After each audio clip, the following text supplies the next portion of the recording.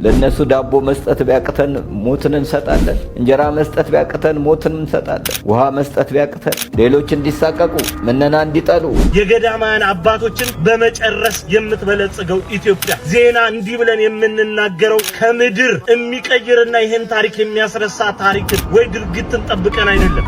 አረ በሕግ አምላክ ይህንን የሚያስከብር ስርዓተ መንግስት መኖር አለበት።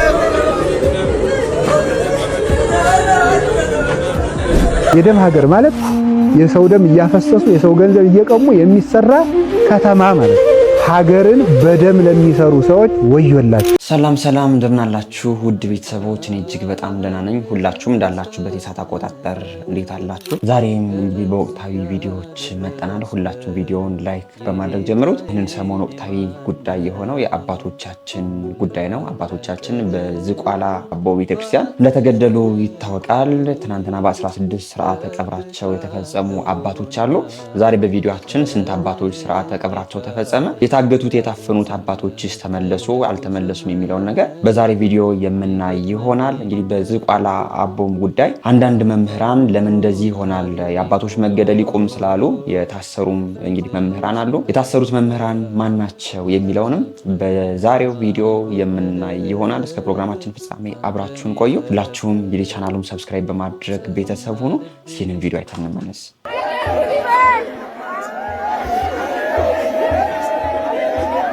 አስታወሳችሁት? ይህንን ጩኸት አስታወሳችሁት? ይህንን ዋይታ ልክ የዛሬ ዓመት ነበር የካቲት 2016 ላይ በዝቋላ አቡነ ገብረ መንፈስ ቅዱስ ገዳማውያን አባቶቻችን ተገድለው እንዲህ የአካባቢው ምዕመን እንደዚሁም ደግሞ መላው ክርስቲያን ሲያለቅስ ሲያነባ የነበር ታሪክ ራሱን ደገም። ይሄው አሁንም አባቶቻችን ወዴት እንድረስ እያሉ እንደ በግ ዝቅ ብለው ታረዱባት ያቺ የተቀደሰች ስፍራ። ገዳማውያን አባቶቻችንን በመጨፍጨፍ ምን አይነት ሰላም ነው የምታረጋግጡት? በገዳም እየተደበቀ አሁን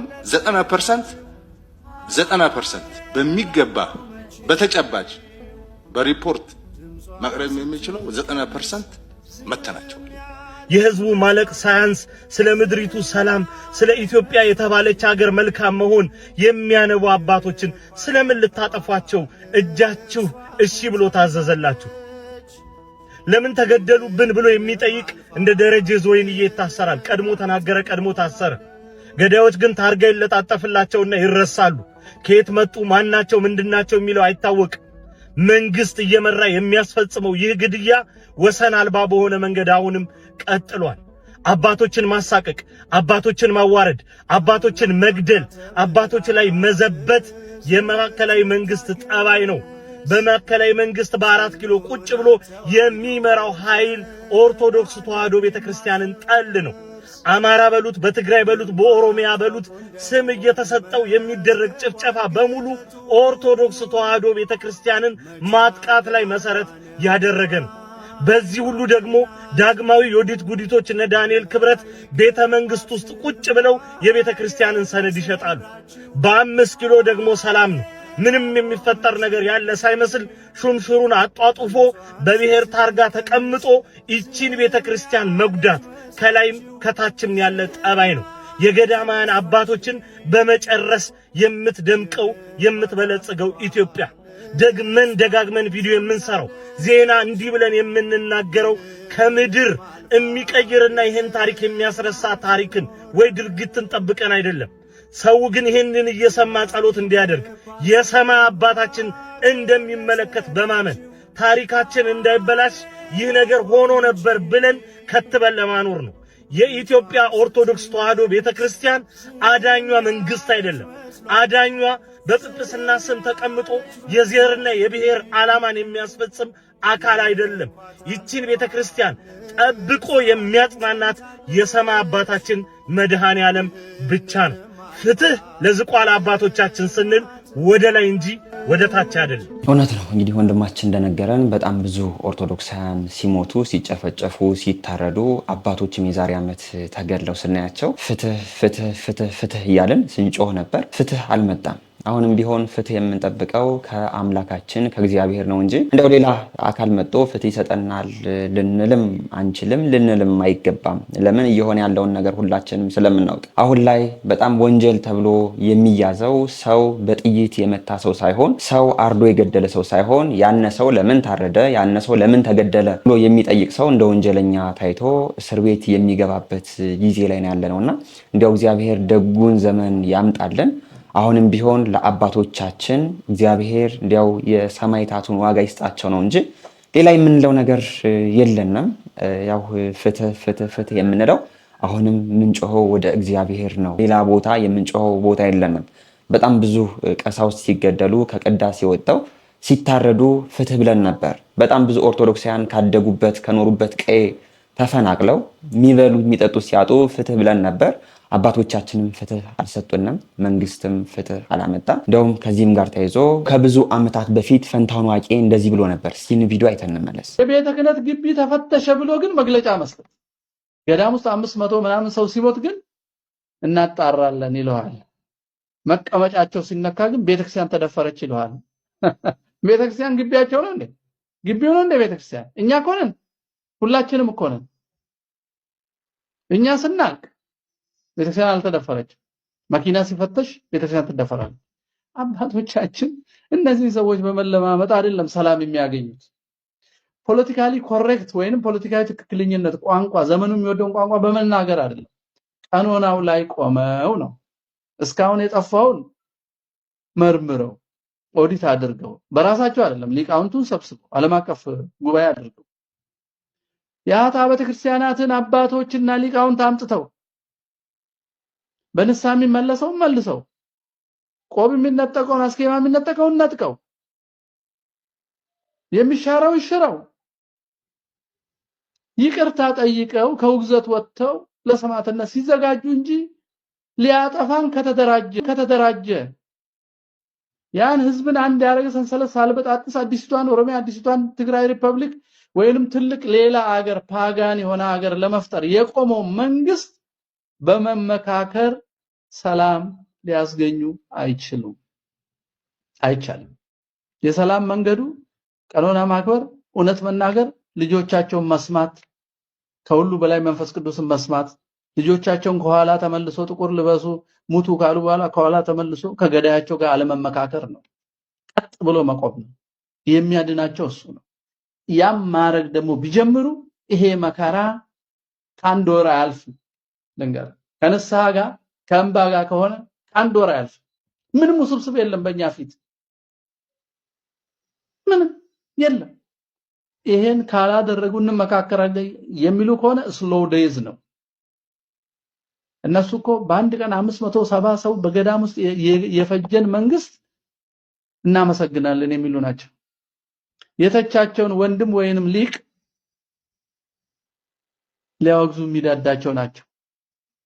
ትዝ ይለኛል መምህር ያረጋል ከዛ ጉባኤ በፊት እንዳትሳሳቱ መከራን ብትቀበሉ ቀኖናን ጠብቁ ብሎ ስለጻፈ የነበረው ረብሻ መግለጫ እስከ መስጠት የተራመዱ ሰዎች ናቸው። ሰላም አይገኝም በዚህ መንገድ። እንደውም የሰላም ጠንቅ ነው የሚያሰኛቸው። ምክንያቱም ያም ማብራት አጥፍተውታል፣ ጨውን አልጫ አድርገውታል፣ ምልክት ያሳጡናል ትልቅ ቦታ ስለሆነ እና የሰላም ጠንቅ እንደሆኑ ነው የሚታየኛው። እና ሰላም አያስገኙም። ከአጥፊ ጋር መመካከር ሰላም አያስገኝም። አጋንንት በመስቀል ማባረር ብቻ ነው፣ ሌላ መንገድ የለውም። ቅድም እንዳሉት ዘዴ ብልሃት ጥበብ ይሉታል። ደግሞ ይሄንን እኮ ጥበብ ይሉታል። የማያድን ጥበብ ምንድነው? ወደ ረገረጉ ወደ ቁልቁለቱ የሚያወርድ ጥበብ ምንድነው? ጥበብ ለመዳን ነው። መሻሽም ለመዳን ነው። መፍራትም ለመዳን ነው። የማያድን ፍርሃት፣ የማያድን ሽሽት እያጠበቡ ክርስቲያኖችን መከራ ውስጥ እየከተቱ መሄድ። የቤተ ክህነት ግቢ ተፈተሸ ብሎ ግን መግለጫ መስጠት፣ ገዳም ውስጥ 500 ምናምን ሰው ሲሞት ግን እናጣራለን ይለዋል። መቀመጫቸው ሲነካ ግን ቤተክርስቲያን ተደፈረች ይለዋል። መምህራችን ፈንታሁን ዋቄ የተናገሩት ነገር እውነት ነው። እንዲህ አይነት መምህራን እንግዲህ በቤተክርስቲያን ላይ በጣም ብዙ መከራና ፈተና እንደመጣ ሁላችንም ኦርቶዶክሳውያን እንድነቃ በጣም ብዙ ትምህርትን አስተምረውና ነበር። ሁላችንም ኦርቶዶክሳውያን ግን ይህንን ትምህርት አንሰማቸው።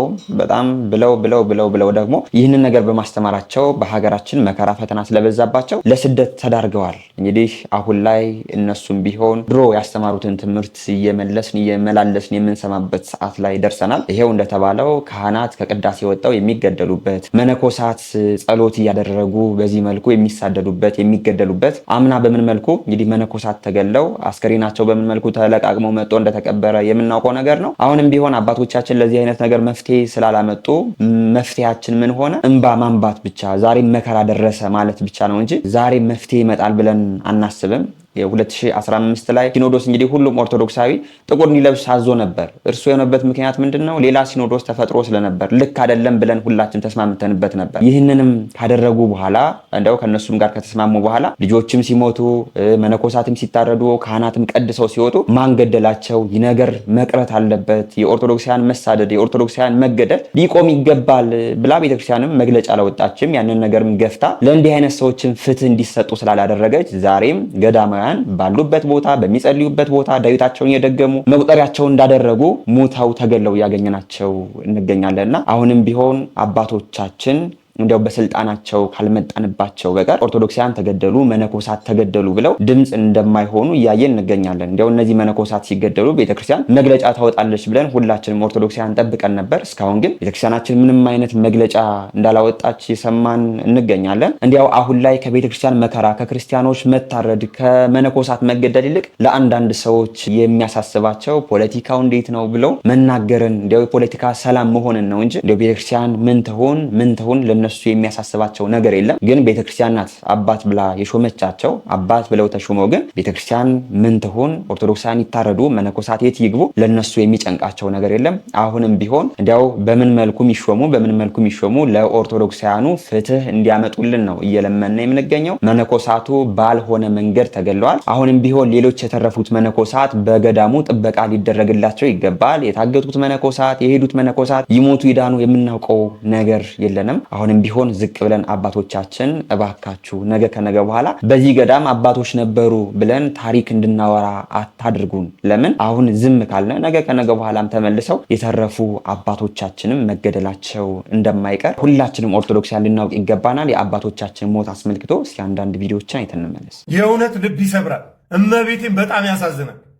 ባለማህተብ ይሆን ከኦርቶዶክሳዊ በሙሉ ይህንን ቪዲዮ ኮፒ ሊንክ ሪፖስት አድርግ። እኔም ማልመች ከሆነ አንፎሎና ብሎክ አድርገኝ፣ ተሰነባበት ከኔ ጋር።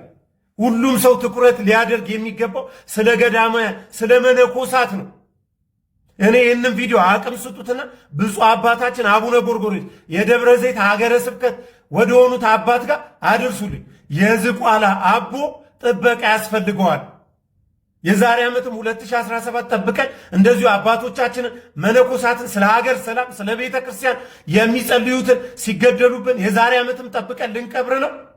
ስለዚህ ገዳማችን ለየት ያለ ጥበቃ ያስፈልጓል። መነኮሳቶቻችን ለየት ያለ ጥበቃ ያስፈልጋቸዋል። አባቶቻችን ጥበቃ ያስፈልጋቸዋል። እስከ መቼ ነው በዝምታ የምናልፈው? እስከ መቼ ነው አባቶቻችን እየተገደሉ የምንቀብረው? እስከ መቼ ነው? ብፁዕ አባታችን እንደ ልጅ ልጠይቁት፣ እንደ ልጅ ለመታዘዝ ዝግጁ ነኝ። እኔም ስለ ገዳሙ የሆነ ነገር ይበሉ፣ የተለየ ጥበቃ እንዲደረገ ያድርጉ። አባታችን የብፁዕ አባታችን በረከት ይድረሰን። ሰው ገሎ በረከት የለም። ቤተክርስቲያን አቃጥሎ ሰላም የለም። ገዳምን አፍርሶ ሰላም የለም። አባቶችን ገሎ ሰላም የለም። ሰላም የሚመጣው ከሰላማዊ ከኢየሱስ ክርስቶስ ነው።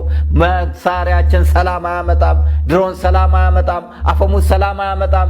ሰላምን የሚሰጠን እርሱ ኢየሱስ ክርስቶስ ነው። እንዴት ሰው በሀገሩ ላይ ይገደላል? ያውም ገዳም የገቡ አባቶች፣ በረሃኛ አባቶች፣ በቅጡ የማይበሉ አባቶች፣ በቅጡ የማይተኙ አባቶች፣ ለጸሎት የተጉትን አባቶችን መግደል ምን ማለት ነው? ሙትነት ነው እንጂ። አዎ የሞተን መግደል ሙትነት ነው። ራሱ ሙት ስለሆነ ነው እኮ፣ ተንቀሳቃሽ ሬሳ ስለሆነ፣ ህሊና ቢስ ስለሆነ ሰዋዊ ጠባይ ስለሌለው አውሬ ስለሆነ አውሬ እንኳን ለአባቶች ይታዘዛል። አቡነ ገብረ መንፈስ ቅዱስን አናብርትና አናብስት ይታዘዟቸው ነበር። ነጸበለ ማርያምን አናብርት ይታዘዟቸው ነበር። እንስሳት እንኳን ይታዘዟቸዋል። አራዊት ይታዘዟቸዋል። ከአራዊት የባሰስ የሰው ልጅ አውሬ ሆኖ ጨካኝ አረመኔ አባቶችን ገብቶ ይገላል። አረ ምን አይነት እጅ ነው? አረ ምን አይነት ህሊና ነው? አረ ምን አይነት ስብዕና ነው? አረ ምን አይነት ማንነት ነው? ከቶ ከኢትዮጵያዊነት የማይጠበቅ ጀግና ከሆኑ ምን ነው ሌላ ቦታ ሄዱ?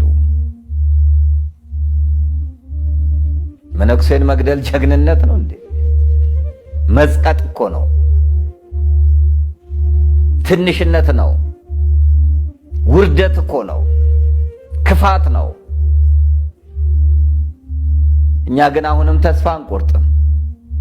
እየሞትን እንበዛለን፣ እየተገደልን እንጠነክራለን፣ መከራን እየተቀበልን ሞትን እያስተናገድን እንባን እያፈሰስን ሃይማኖታችንን እንጠብቃለን። በአባቶች ሞት ገዳም አይበተንም። በአባቶች ግድያ ገዳሙ አይበተንም። ገዳሙ ነገ ያብባል። አዎ በሞት ውስጥ መብዛትን ነው የምናውቀው እኛ። በሞት ውስጥ ሕይወት እንዳለ እናውቃለን። ትንሣኤ ሙታን ያለን ሰዎች ነን። እግዚአብሔር እንደሚያሻግር ምናምን ነን። ከዮዲት ጉዲት ያሻገረን እግዚአብሔር፣ ከግራኝ መሐመድ ከዱርቡሾች ከማህዲስቶች ያሻገረን እግዚአብሔር አሁንም እንደሚያሻግር እናምናለን። ከአፄ ሱስንዮስ መከራ ያሻገረን እግዚአብሔር እንደሚያሻግር እናምናለን። እምዬ ኦርቶዶክስ መከራዋ በዛ፣ ስቃይዋ በዛ፣ ስደቷ በዛ፣ እንግልቷ በዛ፣ በውስጥም በውጭም የሚያሰቃያት በዛ፣ መከራ የሚያደርስባት በዛ።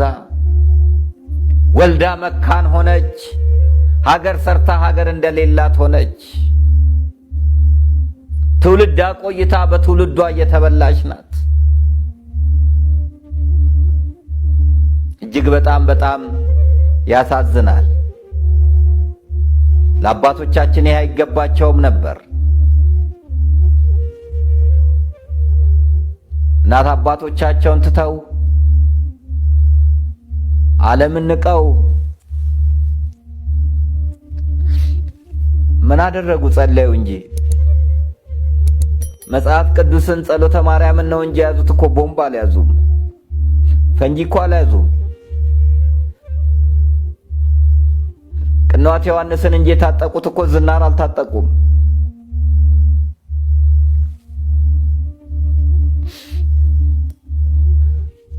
ስንት ጊዜ በረሃብ የተንገላቱ አባቶች ርቦናል ድረሱልን ብለው ስንደርስላቸው በ3 ቀን 1 ቀን ዳቤ የሚበሉ አባቶችን መግደል ምን ማለት ነው?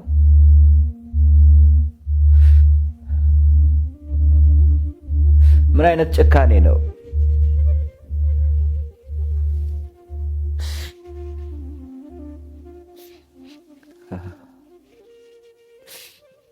መናኝ ይገደላል።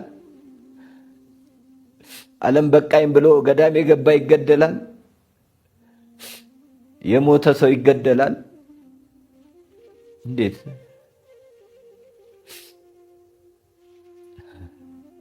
ለነሱ ዳቦ መስጠት ቢያቅተን ሞትን እንሰጣለን።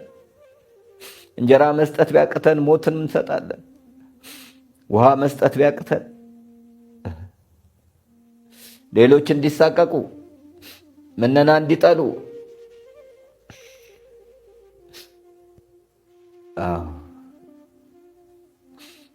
በአንድ ወቅት ሎሬት ጸጋዬ ገብረ መድኅን ጴጥሮስ ያችን ሰዓት ብሎ ግጥሙን ሲሰራ ያለው ቃል ትዝ ይለኛል። ምነ ወላዲተ አምላክ እሸሸግበት ጥግ አጣሁ አለ። ተዋህዶ የምትሸሸግበት ጥግ አጣች። በሀገሯ ላይ ትሰደዳለች፣ በሀገሯ ላይ ትሞታለች፣ በሀገሯ ላይ መከራ ይደርስባታል፣ እንግልት ይደርስባታል። መምህራችን መምህር ደረጀ ዘወይንዬ እንግዲህ ይህንን ንግግር ከተናገሩ በኋላ ትናንትና ታፍነው እንደተወሰዱ እየሰማን እንገኛለን። ቅድም በመግቢያም እንደተናገርኩት አሁን ላይ ወንጀል ተብሎ የሚታሰበው ምንድነው? ለምን ሰው ገደለ ብሎ የሚጠይቅ ሰው ለምን ሰላም አይመጣም? ለምን መነኮሳት ይገደላሉ? ለምን ኦርቶዶክሳውያን ይጨፈጨፋሉ ብሎ የሚጠይቅ ሰው እንደ ወንጀለኛ ታፍነው የሚሄድበትና ሰው ያረደ፣ መነኮሳትን የገደለ፣ ህፃናትን የደፈረ፣ እናቶችን በአሰቃቂ ሁኔታ የገደለ ሰው ደግሞ ተንቀባሮ የሚሄድበት ሀገር ላይ ሆነናል። መምህራችን በዚህ መልኩ ለምን መነኮሳት ላይ እንዲህ አይነት ግድያ ይፈጸማል? አባቶቻችን አሁንም ቢሆን መንቃት አለባችሁ፣ መንግስትም ቢሆን ጥበቃ ማድረግ ይገባል ብሎ እንዲህ አይነት መልእክቱን አስተላልፎ ነበር። ይህ መልእክቱ እንግዲህ ወንጀል ነው ተብሎ በእስር እንደተቀጣ እየሰማን እንገኛለን። ሁላችንም ኦርቶዶክሳውያን ለአባቶቻችን ድምፅ ልንሆን ይገባል። የዛሬ ዓመት እንደምናስታውሰው አባቶቻችን ተገደሉ፣ 3-4 ቀን ጮኸነ። ከዛ በኋላ ደግሞ ቀጣይ በጣም ብዙ ኦርቶዶክሳውያን ታረዱ፣ በጣም ብዙ ቀሳውስት ታረዱ።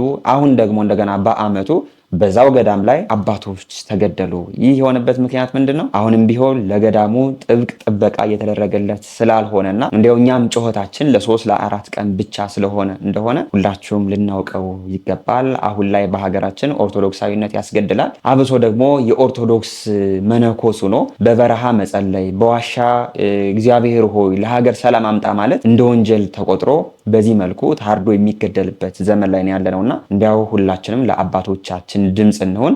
አሁንም ቢሆን ሁላችንም ኦርቶዶክሳውያን ፍትህ በዝቋላ አቦ ለተገደሉ ገዳማውያንና አሁንም ቢሆን በነብስ ላሉ ገዳማውያን ልንል ይገባል። ነገ ከነገ በኋላ 3-4 ቀን ከጮኸነ በኋላ ተመልሰው ገዳዮችም እነዛን ገዳማውያን የማይገሉበት ምክንያት የላቸውም። አባቶቻችን አሁንም ቢሆን ለገዳማውያኑ ትኩረት ስጡልን እያልን በዚሁ መልእክታችን እናስተላልፋለን። ወደ ቀጣይ ቪዲዮአችን ደግሞ ስንሄድ ከዚህ ርዕሰ ጉዳይ ሳንወጣ እንግዲህ በዝቋላ አቦ የሞቱት መነኮሳት ትናንት በ16 ስርዓተ ቀብራቸው ተፈጽሟልና እንዲያው ስንት መነኮሳት ሞቱ፣ ስንት መነኮሳትስ ስርዓተ ቀብራቸው ተፈጸመ የሚለውን ነገር እስኪ አንድ ቪዲዮ ላሳያችሁ።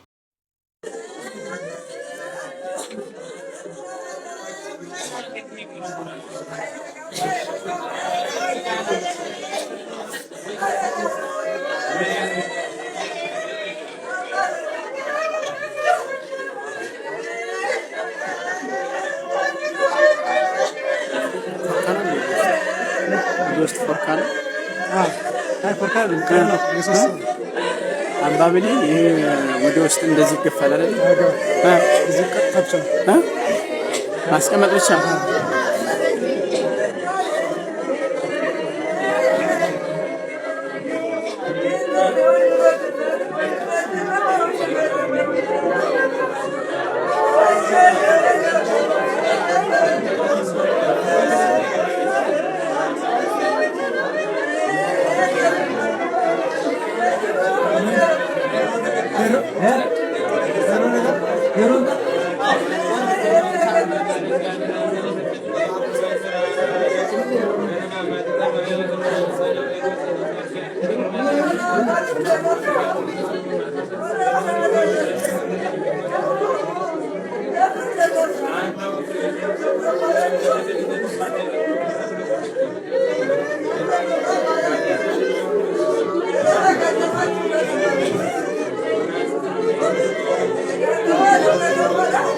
ቪዲዮ እንዳያችሁት እንግዲህ ትናንትና ሰኔ 16 ቀን የአንድ አባት ስርዓተ ቀብር ተፈጽሟል። ሌሎች አባቶችም እንደሞቱ ታውቋል። ግን እነዛ አባቶች ደግሞ ያሉበት ቦታ አይታወቅም። የዛኛው አመት የሞቱት መነኮሳት በዱር በጫካ ነበር አጽማቸው ተለቃቅሞ መጦ በዝቋላ ገዳም ላይ የተቀበረው። አሁንም ቢሆን የአንድ መነኮስ ቀብር ብቻ ነው የተፈጸመው እንጂ ሌሎች አባቶች ያሉበት አልታወቀም። ታፍነው ተወሰዱ የተባሉ አባቶች የሞቱ ይዳኑ የሚታወቅ ነገር የለም። አሁንም ቢሆን ፍትህ ፍትህ ፍትህ ፍትህ ልንል ይገባናል። ሁሌም ቢሆን ስለ ሞት ማውራት፣ ስለ መታረድ ማውራት፣ ስለ ቤተክርስቲያን መፈናቀል መቃጠል ማውራት በጣም እንግዲህ አይምሮን ነው የሚያናውዝና እንዲያው ሁላችንም ኦርቶዶክሳውያን ከመቼውም ጊዜ በላይ ነቅተን ቤተክርስቲያናችን ልንጠብቅ ይገባናል። በእኛ በኦርቶዶክሳውያን ላይ አሁን ላይ ምን እየሆነ እንደሆነ ልናውቅ ይገባናል። በጣም ብዙ መምህራን ሁላችንም ኦርቶዶክሳውያን የመከራ ጊዜ እየመጣ እንደሆነ ሲያስተምሩ ነበር። ሁላችንም ግን እነዚህ መምህራን መዓት ሊያመጡብን ነው እንላለን። ግን በዚህ መልኩ መዓቱ እየመጣ ነው። ነገ ከነገ በኋላ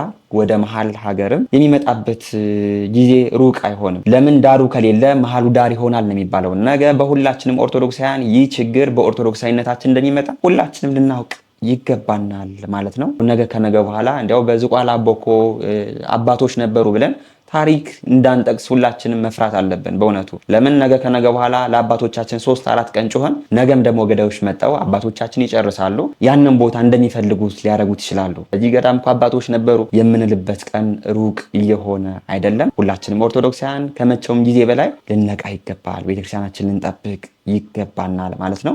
እንዲያው አሁን በቤተክርስቲያን ላይ ችግር የሆነው ነገር ምንድነው? እስኪ አንዳንድ መምህራን ሲናገሩ ነበር። እስኪ እነዚህን ቪዲዮዎች አይተን እንመለስ። ስላለብን እውነቴን ነው የምላችሁ፣ መልካም እረኛ በግ ጳጳሳትም ጠፍተዋል። ስለዚህ ይሄ ከምን መጣ ብለን ራሳችን ማሰብ አለብን። እንዴ ምንኩስና ዋዛ ፈዛዛ ሆኗል። ከኔ ጀምሮ እኔ እየኖርኩበት አይደለም። ለኔ መኖሪያ ሆነኝ እንጂ እኔ እየኖርኩበት አይደለም። መነኮሳት አባት እንዳትቆጡብኝ፣ ከኔ የተሻለ ህይወት ሊኖራችሁ ይችላል። ግን እኔ ራሴን ስለማውቀው ነውና በቃ አሁን ራሱ ዛሬ ሁሉም ምስላችን ብቻ ቀርቶ ባዷችንን ቀርተናልና ይሄ ሁሉ ሽኩቻውን ጳጳስ እውነቴን ነው የምላችሁ በጎቹን ለመጠበቅ አሁን ነፍሳትን ለማዳን መስሏችሁ ነው የመቀሌ ሲኖዶስ የኦሮሞ ሲኖዶስ እያለ የሚሯሯጥ አይደለም።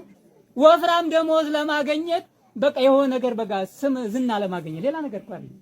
አባቶቻችን ደግሞ እንደውም ኤፍሬም ሲሾም በስንክሳር ላይ ካህናት እያላችሁ እንደው ብዙ ጊዜ ያው አባቶች መነኮሳትም አላችሁ። ኤፍሬም እናቱ ጋር ሄደና ስንክሳር ላይ እንደው እናቴ ተሹሜልሻል አውቀሽኛል እናቴ ምናምን ሲዘበዝባት እንደው አውቄሃለሁ ዝም ብላ ሰላም አላለችው። አውቄሃለሁ ሞቷል ባሉኝና በተሻለ ነበር አንተ ከምትሾም አለች። አባ መቃርስ እናቱን በቃ እናቱን ዘማ ያደረጋ እኔ በኃጢአት የተወለድኩ ነኝ እናቴ ከሌላ ሰው ነው የወለደችኝ ብሎ እንግዲህ በቃ ለመልካም እረኝነት እየተሾሙ ማለት ነው። ዛሬ ደግሞ እኔ ካልተሾምክ አንተ አትኖርም ተብሎ እንደዚህ አንዱን አንድ የሚያሳድድበት ተመልከቱ። በቃ ምን ያህል እንዲወረርን በላም ከአህያይቱ አንሶ የነበረበት ሰዓት አሁን ነው። በቃ በመጨረሻ ማለት እኛ ወርደን አንሰን ምእመናን በእኛ ምክንያት እየተሰናከሉ ያሳዝናል። እኔ አሁን የተሻልኩኝ አይደለም፣ ግን ህይወቴንም ራሴንም መናገር እውነቱን ደግሞ መነጋገር አለብን። በቃ እናንተም ዝም ብላችሁ ሸፋፍናችሁ ከምታሙን አባቴ መነኩሴ ከሆን አንተ ይሄ አይገባም አታድርግ በሉን እስኪ። በቃ ምንም እኮ ይሄ እኮ ኃጢአት አይደለም። አባቴ እንደዚህ እኮ አይገባም ይሄ ተገቢም አይደለም እንዲህ ብለን ብንጓዝ በቃ ብንጸድቅ ይሻላል ተባው መነጋገር እኮ ችግር የለም። ግን ምንድነው አሁን ይሄ ዝም ብሎ ተሸፋፍነን ዝም ብለን ያሁን ነገር ተሸፋፍነን ኖር። አሁን ደግሞ ገደል እየገባን ነው። ከገባን በኋላ ደግሞ ያው የሚያወጣን ጠፍቷልና እግዚአብሔር በቸርነቱ ይታደገን። የክርስቲያኖች መላላት፣ የቤተክርስቲያን መሪዎች ባዶነት፣ ሁለቱም ተደማምረው ቤተክርስቲያን ላይ ድቀት ቀጠሉ። አንዱ ነው መቀናየት አይችሉም። ታስባላችሁ እንዴው ደስ ይበላችሁ እኛ ጋር የሚባለው ደስ ይበላችሁ የተባለ እኛ ክርስቲያኖች ንስሐ እንገባለን፣ ክርስትናችንን እናስቀጥላለን። ቤተክርስቲያናችንን የመጠበቅ ኃላፊነት አለብን። ኦርቶዶክሳውያን ወጣቶች የቤተክርስቲያን ባለቤት ናቸው። እንዴው እናንተ መባጣሉ ያገባችሁም ሌላው ለኛ ጣሉት የሚለው አይሰራም። እንዴው በቃ ጥላችሁ ሂዱ እኛ በቃ እናውቅላችኋል፣ አይሰራም። ቤተክርስቲያን ሁሉም ባለቤት ነው መጠበቅ አለበት። አንድም ሆነን ዕውቀትንም ይዘን በቤተክርስቲያናችን ውስጥ ያገባኛል እንድንል ያገባኛል። ሁሉም ሰው ያገባዋል። የማንም የላይ ንብረት አይደለች፣ ማንም ያገባዋል። ቤተክርስቲያን ስላችሁ ህንጻውን አይደለም። እናንተ ከሌላችሁ ምን ያደርግልኛል ህንጻው? ምን ያደርግልናል? ይሄን እኮ የሰራነው እኛ ተባብረን። ይሄ እኮ ብሎኬትና ሲሚንቶ ነው። እኛ ተባብረን ስንኖር ነው የተቀደሰው የከበረው። አባቶች ሲኖሩ የከበረው። ከሌሉ እኮ ይሄ የለም። አንድ ሰው ነው ቤተክርስቲያን ማለት። አንድ ሰው ካጣን ነው ማለት ነው። ማንም ሰው እንዳይጠፋብን ያገባኛል ማለት እንድንችል ያገባኛል። ሌላው በቅድስት ቤተክርስቲያን ህልውና ውስጥ መፍትሄ ለማምጣት የተቻለንን ነጥብ ማስቀመጥ፣ የተቻለንን በጎነትን ቤተክርስቲያን የምትቀጥልበትን የመፍትሄ አቅጣጫ በተለያየ መንገድ ማስቀመጥ ይጠይቀናል። የደም ሀገር ማለት የሰው ደም እያፈሰሱ የሰው ገንዘብ እየቀሙ የሚሰራ ከተማ ማለት ነው። ሀገርን በደም ለሚሰሩ ሰዎች ወዮላቸው። ሀገርን በደም ለሚሰሩ ማለት ሰው ገለው ድንበር ለሚያሰፉ፣ ሰው ገለው ከተማ ለሚያስፋፉ፣ ሰው ገለው ቤተ መንግስታቸውን ለሚሰሩ፣ በሰው ደም ቤት ለሚሰሩ ባለስልጣናት፣ በሰው ደም ቤት ለሚሰሩ ባለጸጎች፣ ደሃ ጦም አድሮ ከደሃው ጉሮሮ ላይ ቆመው ሀብት ለሚያከማቹ ባለጸጎች ወዮላቸው። ኢትዮጵያ ውስጥ ያልተደረገ ኃጢአት እስቲ ፈልጉና ንገሩ። ሰው ገለን ያቃጠልን እኛ እኮ ነን። በሳት አቃጥለን የምንጨፍርባት ሀገር ኢትዮጵያ። በቁሙ ሰው እየለፈለፈ የወንድ ልጅ ያለህ እያለ በድንጋይ ወግረን ገለናል። ከነነው ሰውን ገለው እንዳይታወቅባቸው ሰውን ገለው ሀብቱን ወርሰው የሰውየውን አስከሬን አፈር ደልድለውበት እዚያ ላይ መኖሪያ ቤት የሚሰሩ ባለጸጎች አሉ ኢትዮጵያ ውስጥ። ሰውን በቁሙ በቢላዋ ቆዳውን ተገፏል ኢትዮጵያ ውስጥ። አይኑ በህይወት እያለ የሰው ልጅ አይን ወጥቷል ኢትዮጵያ ውስጥ በብልት ቀስቀስ እየተደረገ አካሉ ተቆራርጧል። ይሄ ሁሉ ኢትዮጵያ ውስጥ ነው የሚደረገው። አረ ኢትዮጵያ፣ አረ አይነት ባህሪ የለሽም ነበረ አገሬ ኢትዮጵያ። አረ እስላም ክርስቲያን ሳንባባል ነው ነው። አረ በሕግ አምላክ ይህንን የሚያስከብር ስርዓተ መንግስት መኖር አለበት። አረ የታሪክ ያለህ እኔ ከእስላሞቹ ቤተክርስቲያን ስሰራ በጅቡቲ ከእስላሞቹ ገንዘብ እየተቀበልኩኝ አባታችን እያለ ገንዘብ እየሰጠኝ ነው ቤተክርስቲያን ይሰራ። በሕግ አምላክ ይህን አይነት ባህሪ በኢትዮጵያ ታሪክ ውስጥ የለም።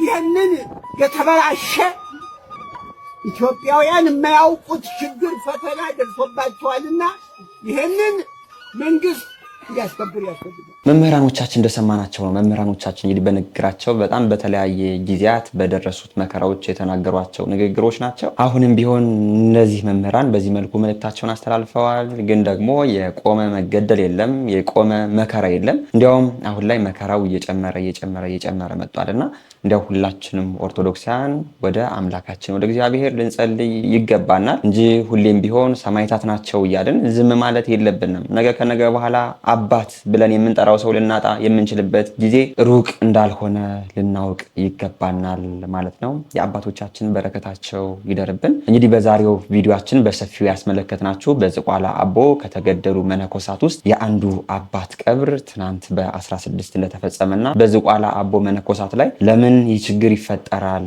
ብለው የተናገሩ መምህራን ደግሞ እንደታሰሩ እንድታውቁት ከማለት አንጻር ነው። ለሀገራችን ሰላም፣ ለቤተክርስቲያናችን ደግሞ እግዚአብሔር ትንሣኤዋን ያምጣልን ይገባናል። በሌሎች ቪዲዮዎች እስከምንገናኝ እኔንም እናንተንም ቸር ያቆየን።